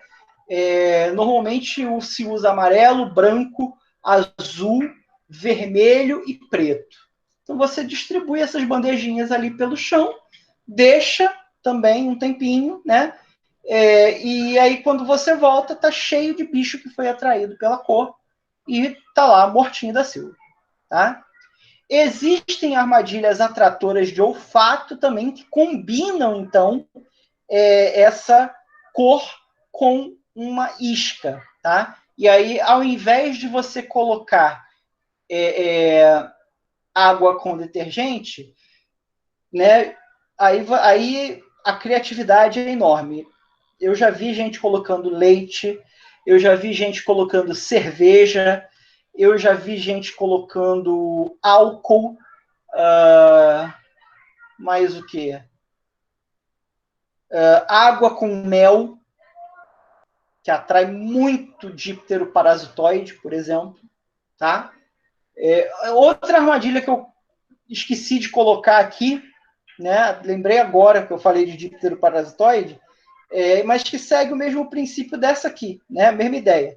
O pessoal faz isso muito lá na América do Norte para pegar díptero parasitoide. Eles recortam florezinhas de papel artificiais, colocam, né? A maioria dos dípteros parasitoides, que são, né, parasitam outros insetos larvas, eles adultos se alimentam de néctar. Então eles botam essas florezinhas, amarelo, azul, branco, também variam a cor, colam lá nas plantinhas e borrifam também de água com mel, né? E aí o negócio vira um atrator gigante de inseto nectarívoro. Depois é só ir lá com a redinha, né, e fazer a festa, tá? Aqui eu tenho uma armadilha luminosa, tá? Do tipo Luiz de Queiroz, que né, uma variação daquela armadilha de parede, né, de janela, só que aí ela não é mais aleatória. Por quê? Porque ela vai ter as janelinhas aqui metálicas e uma luz no meio, né? Então, você tem o funil aqui e o frasco com o líquido fixador. A luz vai atrair os insetos, né? E aí eles baterão aqui, né, nas paredinhas, e então vão cair aqui no funil e cair diretamente no álcool, tá? E aqui uma variação dessa armadilha luminosa, só que suspensa, que é uma armadilha CDC, muito usada para mosquito, tá? Então é um filó que tem aqui, eu tenho uma luz para atrair os mosquitos, o frasco, esse frasco, ele é de filó também, né? Essa armadilha coleta mosquitos vivos, não mortos, tá? E algumas ainda tem um pequeno ventilador aqui que suga, né, os mosquitos para cá, para dentro. Então eles são atraídos pela luz e aí são sugados por esse mini ventilador e vão parar aqui, né, no receptáculo, onde eles vão ficar vivinhos, tá? Contidos aí pelo filó, tá? Chama-se CDC.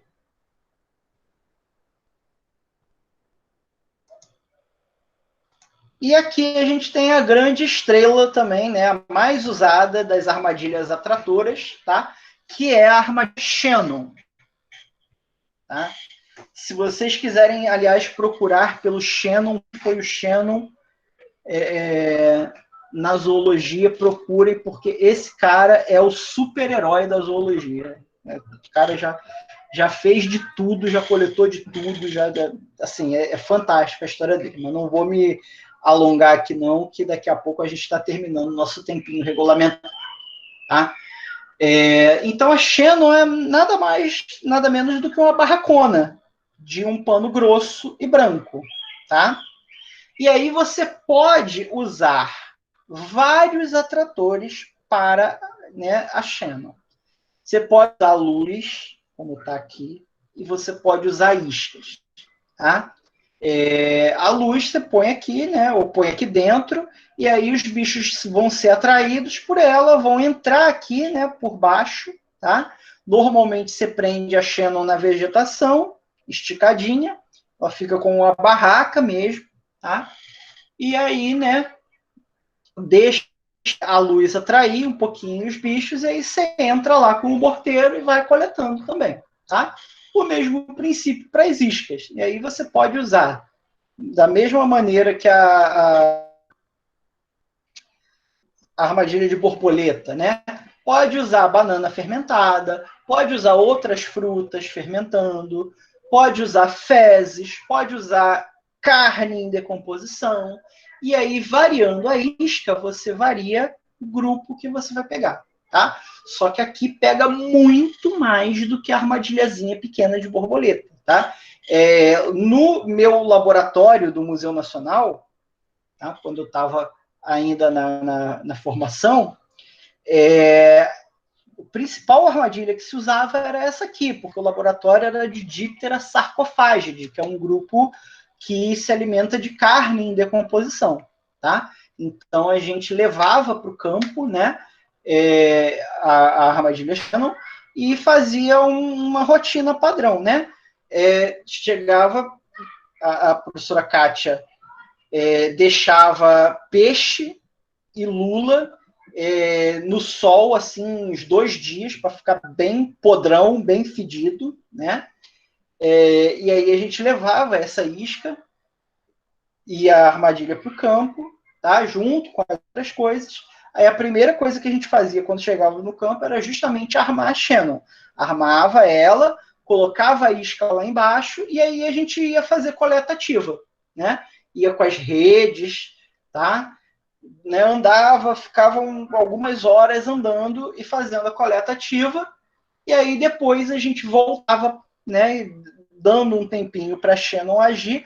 Quando a gente voltava, ela já estava lotada de bicho lá dentro, e aí era só entrar com o morteiro e ir coletando, né, os bichos que estavam junto da parede de pano da armadilha. Tá? Muito bicho mesmo. É muita abundância e muita diversidade. Né? E muita riqueza. Tá? Então, né, essa é a estrela das armadilhas atratoras. Né? Obviamente que, né, o calouro da excursão sofre. Né? Então, quem colocava o peixe fedido lá dentro era sempre o bicho da vez. Tá? E aí isso, né, inclui ainda, para aqueles que gostam de sofrer, né, uma versão modificada da Shannon para coletar insetos hematófagos. Então, né, é uma barraquinha também que você monta, e aí o felizardo fica sentado embaixo da barraquinha, né? E aí todo mundo da equipe está coberto da cabeça aos pés e tomou um banho de repelente, e a pessoa não, né? E aí quando ela senta lá na cadeirinha, ela, né, também estava coberta da cabeça aos pés, ela retira a cobertura e aí os bichos vêm fazer a festa, né? Então ela serve de isca humana. Quando eles se saciam, eles voam aqui para cima, né, da barraca e não conseguem, e aí o restante da equipe vem com aspirador ou com morteiro e vem e coleta os mosquitos, mutucas, seja lá o que for, né, que foi usado aí para dar o trote no coitado do bicho da excursão, tá?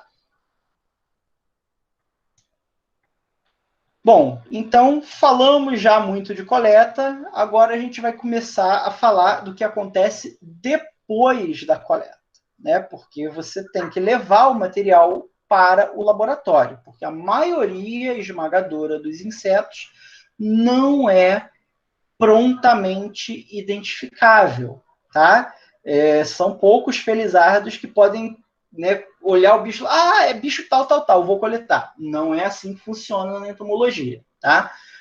Na maioria das vezes, o bicho só é identificável no laboratório. Então, você tem que coletar, acondicionar e levar para o laboratório para poder identificar, tá? Não é aconselhável você transportar nas câmaras mortíferas, porque eles podem sacolejar lá dentro, se danificar.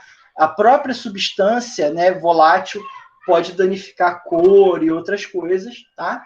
Então, você não leva dentro de câmara mortífera. Você tem que acondicionar para poder transportar. E existem algumas maneiras, tá? Você pode refrigerar o material, tá? Inclusive, a refrigeração serve como meio para matar bichos também, caso você tenha coletado eles vivos, tá? Então, você pode botar aí no recipiente com gelo e levar ele refrigerado. Você pode levar no álcool, né, numa via úmida provisória, tá? E aí usa o próprio tubo Falcon que você estava usando, tá? Mas tem que tomar cuidado com as concentrações. Bichos muito delicados, tá? Que as asas podem enrugar, podem dobrar, tá? Você leva no álcool 100 e não no 70, ok? Que aí isso vai prejudicar menos, aí vai dobrar menos, vai fazer com que as asas grudem menos, tá? Então você leva numa próprio líquido, já vai servir como um amortecimento aí para os danos aí do transporte. Ou então você usa as mantas entomológicas, tá? A manta nada mais é do que uma camada de algodão, tá? E que você vai colocar o bicho ali dentro e você vai proteger com dobras de papel. Então, você vai fazer tipo uma cruz de papel aqui, colocar um quadradinho de algodão no meio, tá? E aí você botou o bicho, você dobra essas abas da cruz de papel, tá? Para poder proteger muito bem o bicho ali no algodão. Tem o contra de danificar, né? E danificar não, de sujar, né? O bicho vai ficar todo cheio de fibra de algodão. Mas como ele já está morto, não vai estar se mexendo e tudo, aí o estrago é menor do que se ele tivesse vivo em contato com o algodão, ia se sujar muito mais, tá?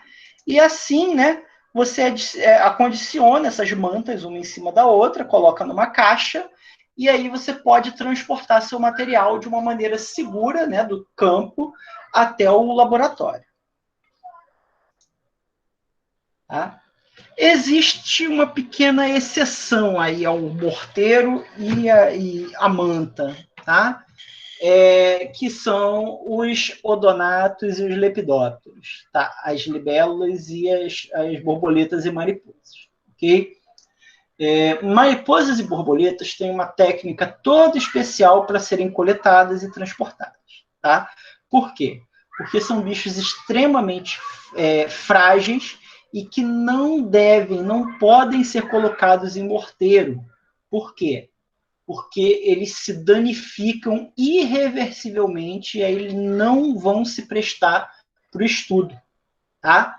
Os lepidópteros eles vão se debater contra a parede do morteiro, né? E o morteiro ele vai ter uma umidade muito grande ali dentro, então as escamas das asas dos lepidópteros vão se soltar todinhas, vão ficar na parede do morteiro em vez das asas, e aí seu bicho tá estragado, tá, né, irreversivelmente danificado, não vai se prestar para estudo, tá?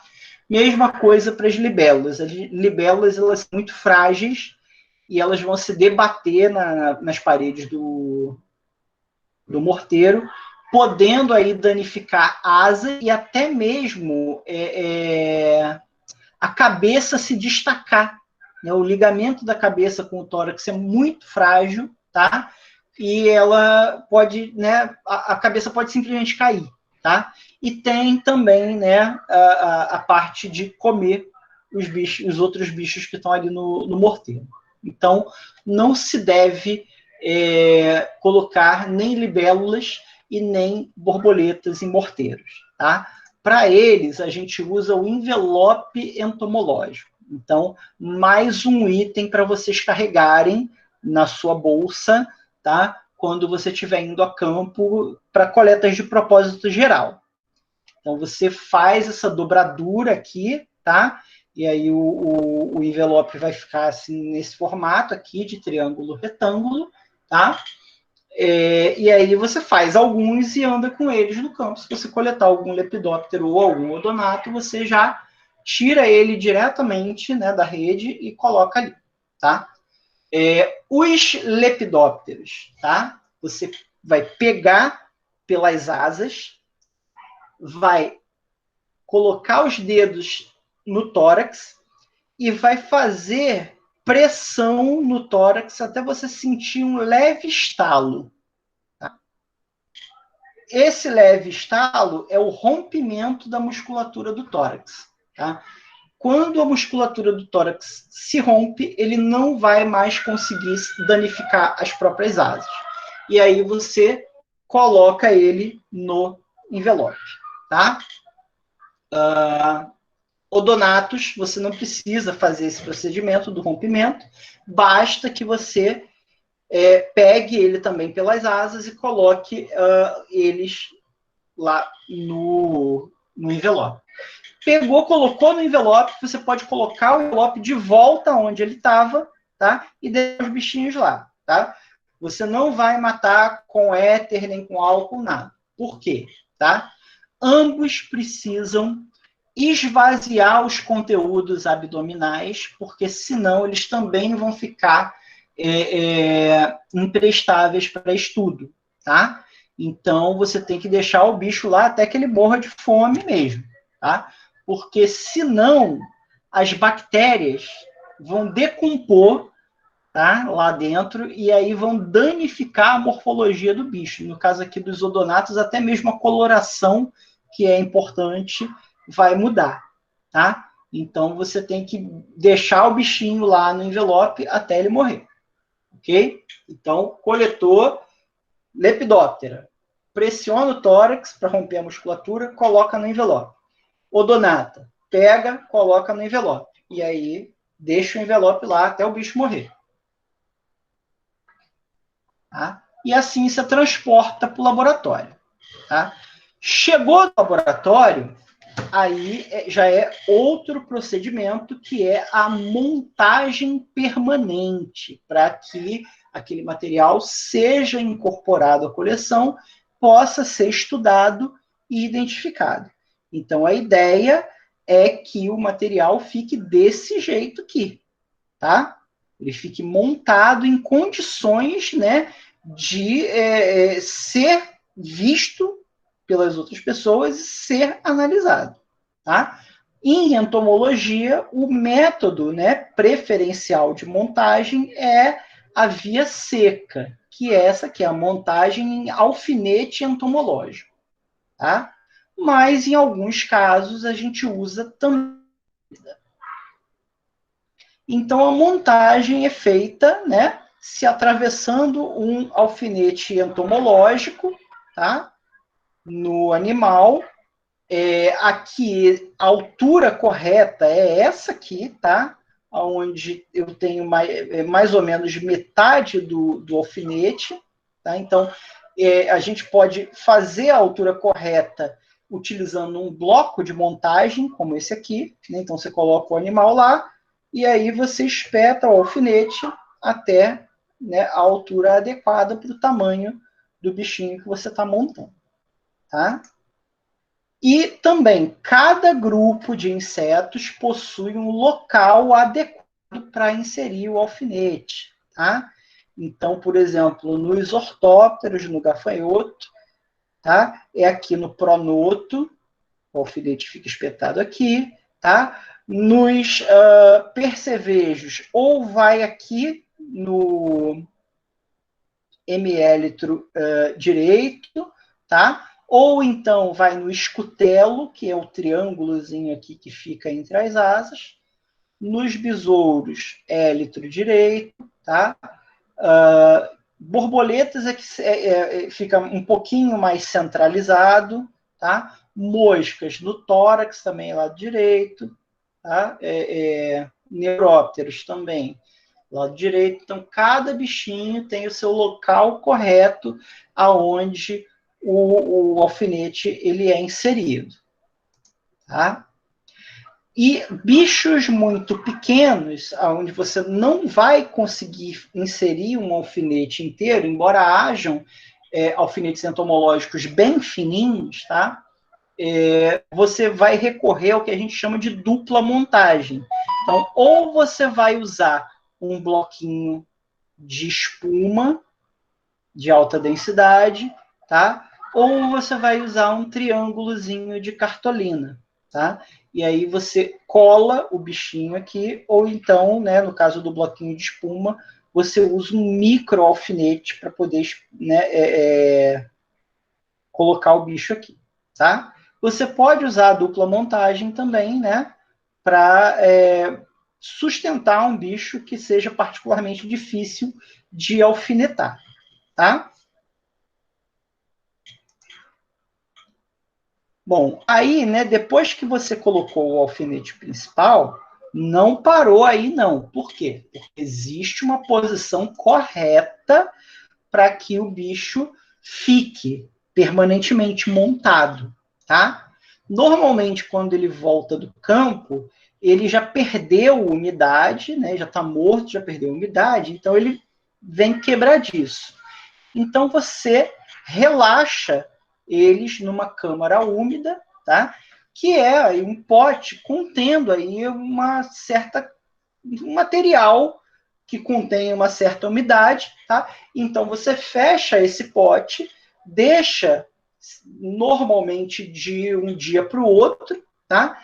E aí, ao absorver essa umidade, o bicho já ficou flexível de novo, tá? O que a gente usava lá no museu era um recipiente grande de vidro, tá? E que tinha areia úmida no fundo e que tinha uma porcelana num nível mais alto, né, do que a areia, aonde a gente podia colocar os bichos. E aí eles não teriam contato direto com a areia, tá? O suracate ainda pingava uns pinguinhos aí de fenol para evitar a proliferação de fungos, tá? E aí, então, a gente colocava os bichos ali, naquela porcelana mais alta do que a areia. De um dia para o outro, eles já ficavam flexíveis o suficiente para a gente poder fazer a montagem, tá? E aí, para montar, você vai colocar o bicho já alfinetado num bloco de montagem, pode ser de espuma ou de isopor, tá? E aí você vai colocar as pernas na posição correta, tá? As antenas na posição correta, cabeça, vai colocar todas as estruturas na posição correta de montagem do bicho. E aí você vai usando alfinetes, né, para apoiar essas estruturas nessa posição que você quer que fique, tá? E aí terminou, ele está na posição corretinha, você coloca embaixo de uma lâmpada incandescente, tá? Também, né, por algumas horas, ou pode ser de um dia para o outro, para que aí sim ele perca a umidade, seque, né? E aí ele vai ficar permanentemente nessa posição que você colocou, tá? Lepidópteros ainda dão um pouquinho mais de trabalho, porque eles exigem ser colocados, tá? Com as asas na angulação correta, se eu não me engano, são 30 graus, alguma coisa assim. Então, para montar lepidópteros, eles sempre têm que ser montados de asas abertas e com as asas nessa angulação correta. Então, a gente usa essa plaquinha, tá?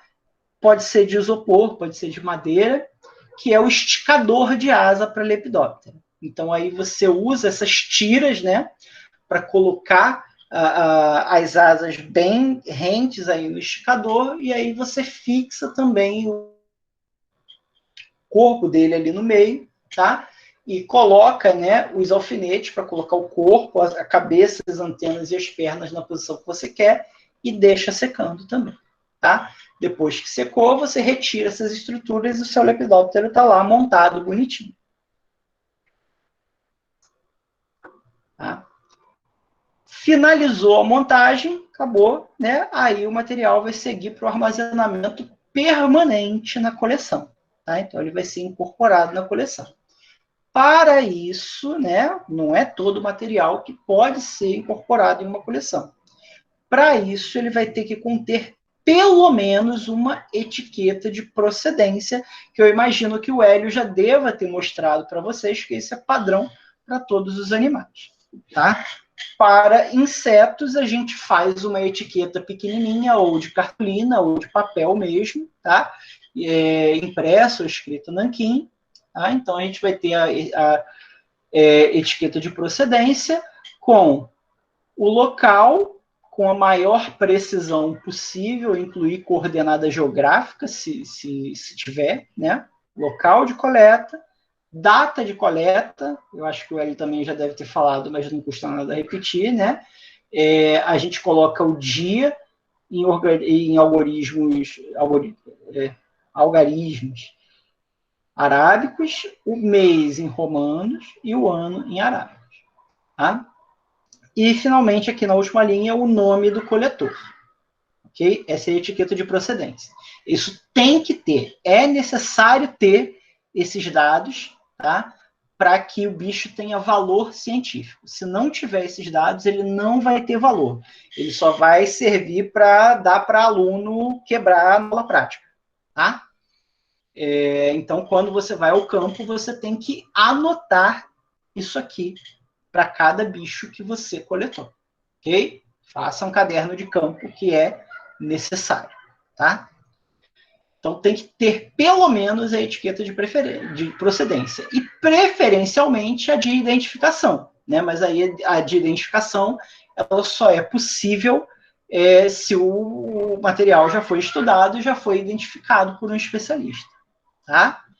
Então, embaixo da etiqueta de procedência, você coloca a de identificação, né, com o binômio da espécie, né, autor e data da espécie e o nome do identificador. Tá? Fez isso, coloca essas duas etiquetinhas no alfinete, tá? E aí o bicho está pronto para o armazenamento permanente na coleção. Tá? O armazenamento ele é feito nessas gavetas aqui, né?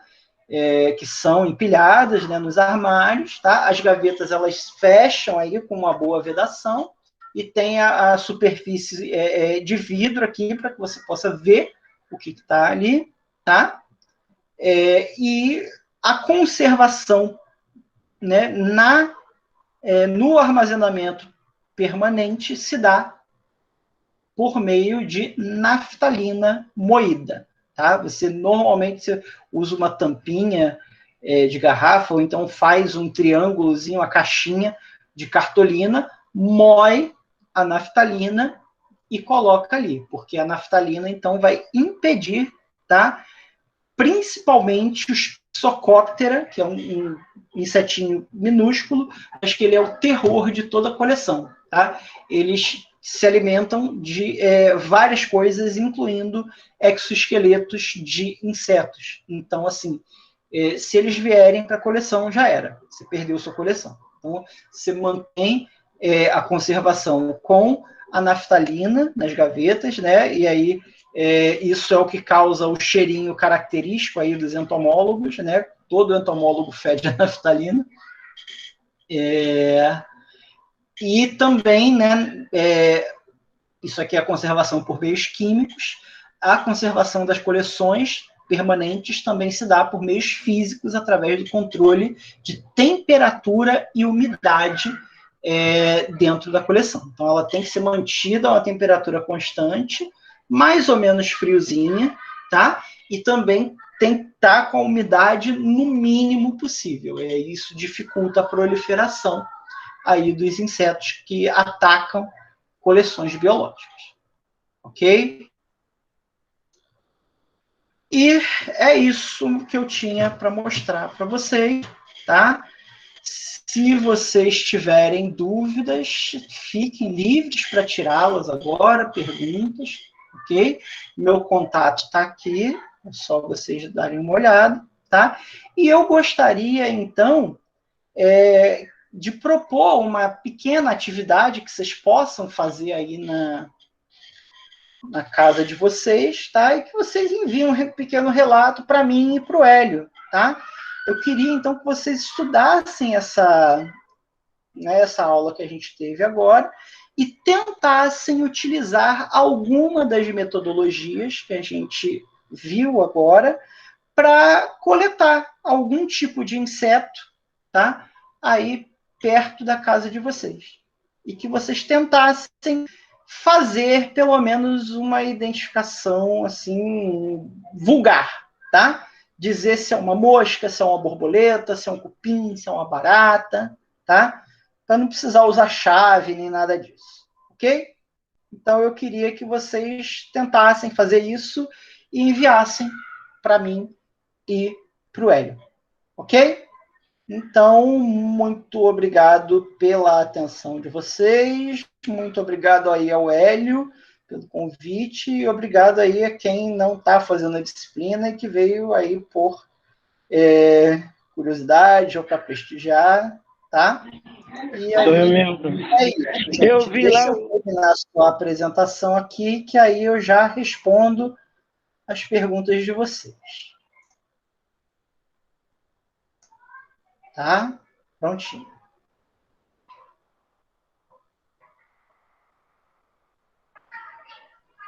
E aí, vocês têm alguma dúvida, alguma pergunta?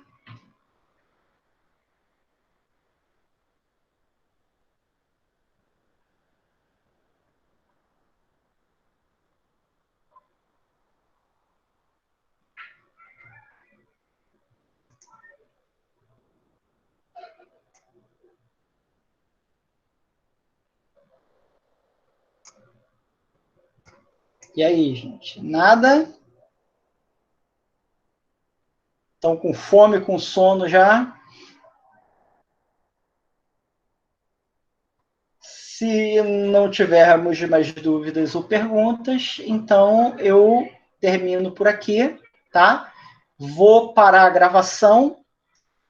E aí, assim que o vídeo upar para o YouTube, aí eu já coloco o link lá, tá? Para vocês poderem assistir e passar para os colegas assistirem amanhã no horário da aula. Lamento não poder estar no horário da aula, mas aí eu pedi ao Hélio para fazer a síncrona justamente por isso, tá? Então, muito obrigado de novo e estou terminando aqui a gravação, tá?